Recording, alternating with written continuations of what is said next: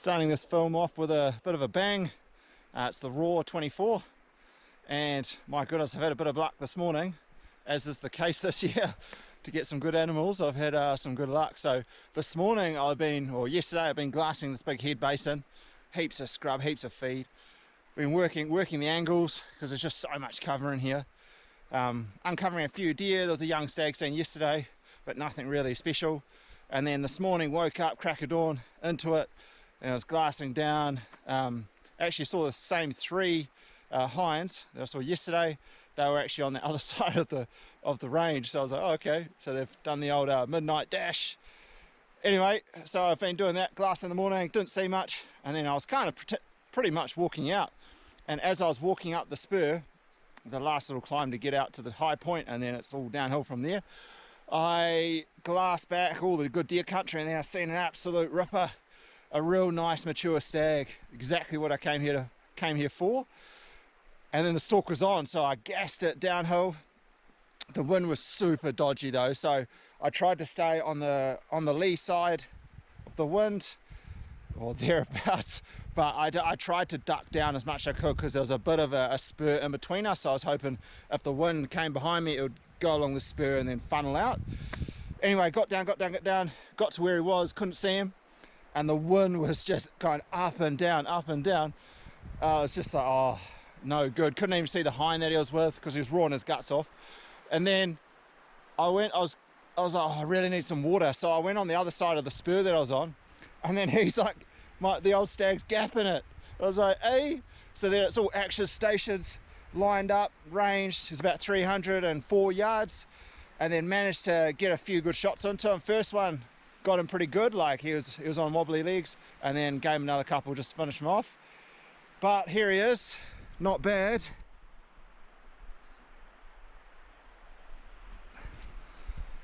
Bloody good start to the year, and I'm gonna get cracking on with the head and the meat. Cheers.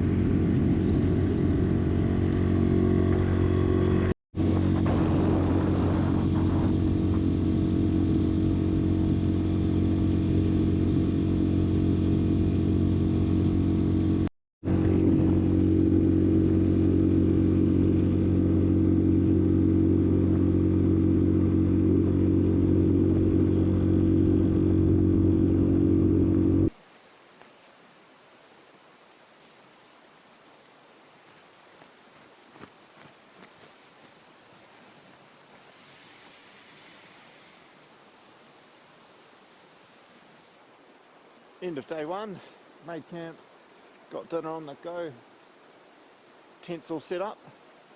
Little tip for young players, put your tent underneath some beach, no frost, you boy. Nah, I mean, awesome to be here, worked hard.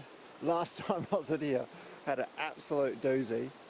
There was you go up the spur and then you sidle through the bush, and then there's this one little ridge that's quite steep, and you go down that, and I missed it, and I went back and forth, up and down, up and down.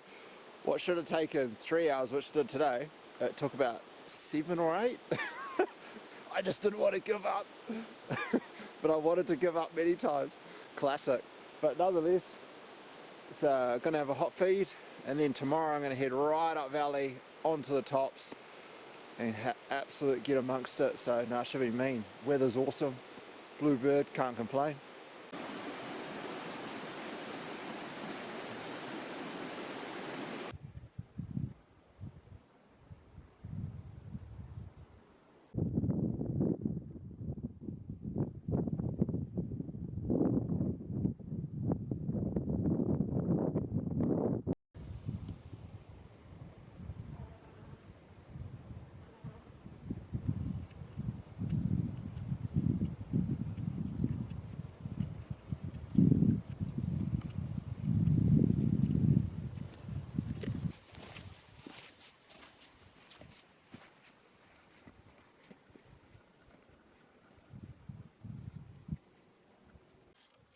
made it to the tops after a bit of adversity. It was going all good until the last, well essentially the scrub line, and I tried to climb through the scrub and then it just got more steep, and then I blew my arms out and then I was like, I just can't actually climb anymore. Then it was just way too steep, so then I backtrack sidled and then found a better route, so I'm all good now.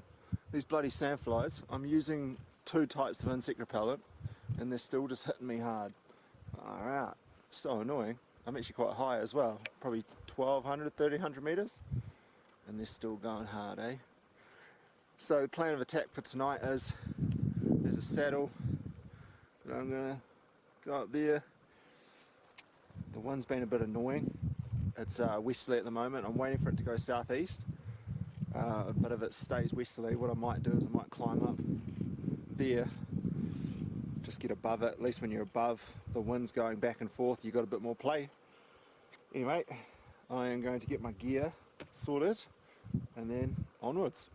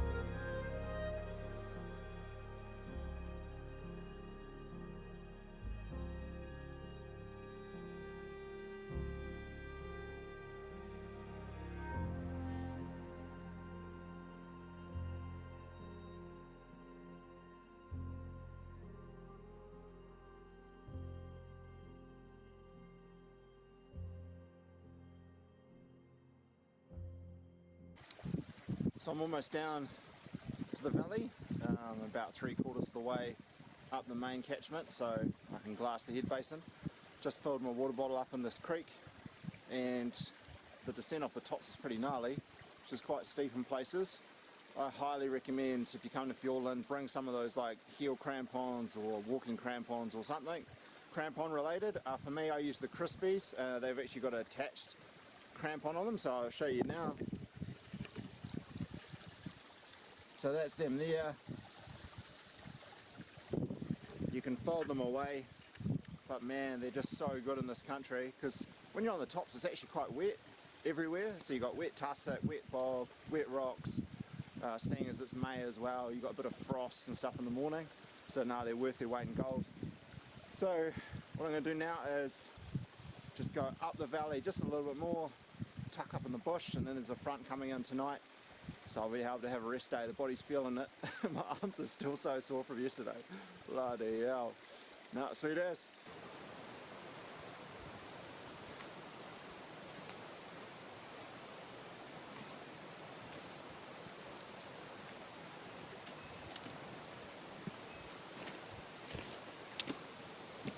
So I've come up this creek wasn't too bad. Found a nice little smaller rocky creek that led to this main one. Bit of siling through the scrub, sweet as. And I've just got to follow it up to the saddle, and then it's all pretty easy from there. You boy! Having an absolute feed. Bloody wind chill was horrible. Thought it was going to be clear, got stitched up. Oh well, I'm almost at the high point, and then I'm going to go down to a saddle, set up camp, and then get warm, because I'm bloody freezing. Yeah, look how cold it is cold.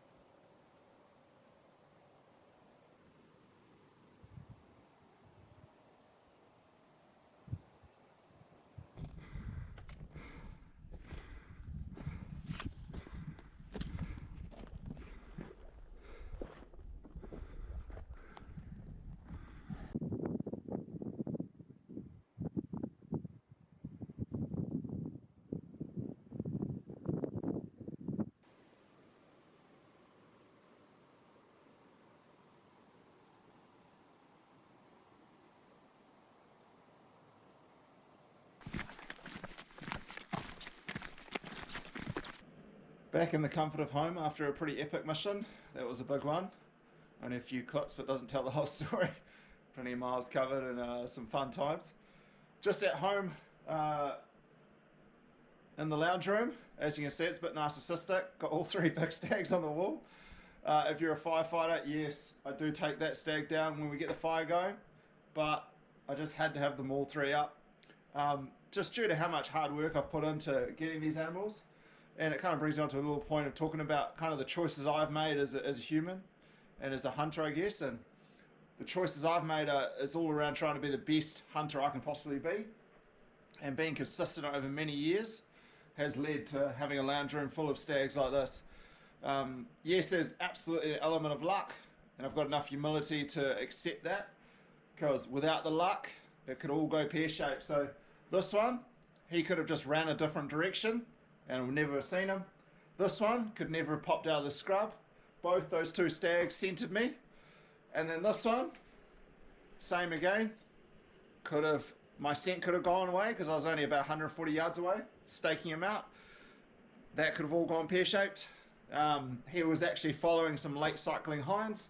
So it's all a bit of luck, but at the same time, you've got to have that consistency and making those choices. And in terms of choices, it's just, how can I be the best? And that's what most of my life has been about, is what choices do I need to make to be the best? Because unfortunately, when I was growing up, my father wasn't the best at making choices, to the point where he'd almost self-sabotage himself. Bless him, but you know, he's passed now, so I can kind of talk a little bit more about that. So I just log that and go, roger that. All right, I've got to make good choices, because good choices can lead to good outcomes. Poor choices lead to poor outcomes, pretty obvious. So yeah, food for thought. Hey, if you want to be the best you can possibly be, you got to make the right choices, and that comes down to every single day you wake up, what choices you're going to make every minute, every hour of each day. Are they going to get you on the right path, or are they going to send you down the path to failure? So it's up to you, really, but that's how I've approached life, and it's all about choices. But hey, if you want a real good lounge room like this, these boys, got to make the right choices.